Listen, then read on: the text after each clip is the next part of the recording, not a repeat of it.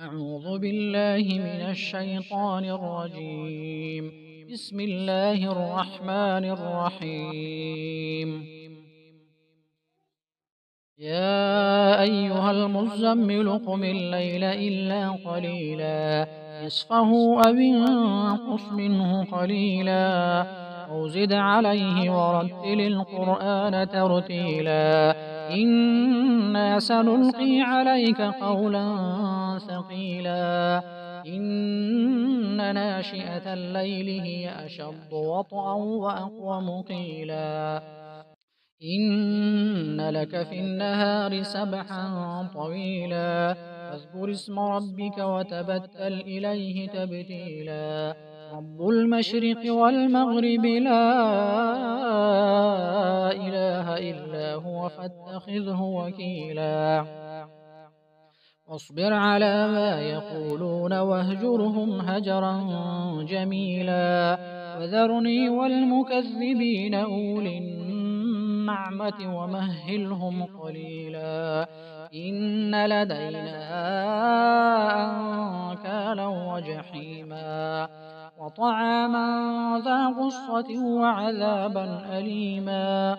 يوم ترجف الأرض والجبال وكانت الجبال كثيبا مهيلا إنا أرسلنا إليكم رسولا شاهدا عليكم كما أرسلنا إلى فرعون رسولا عصى فرعون الرسول فأخذناه أخذا وبيلا فكيف تتقون إن كفرتم يوما يجعل الولدان شيبا السماء منفطر به كان وعده مفعولا إن هذه تذكرة فمن شاء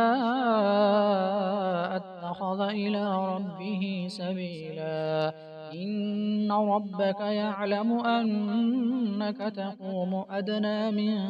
ثلثي الليل ونصفه وثلثه وطائفة من الذين معك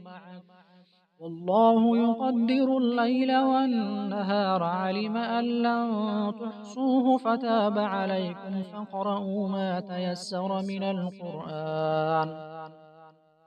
علم أن سيكون منكم مرضى وآخرون يضربون في الأرض يبتغون من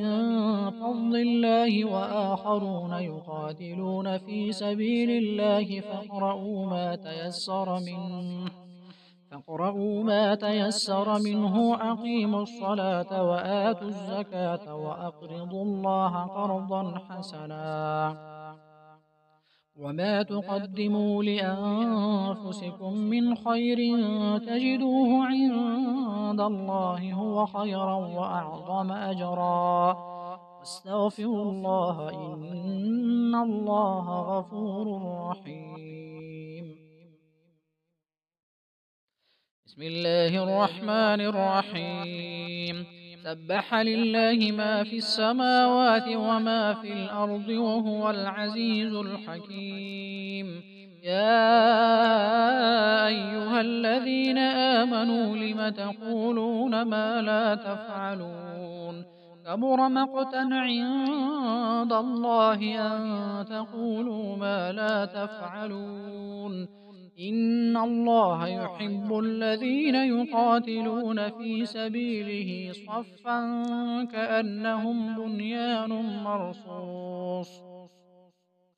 وإذ قال موسى لقومه يا قوم لم تؤذونني وقد تعلمون أني رسول الله إليكم فلما زاغوا أزاغ الله قلوبهم والله لا يهدي القوم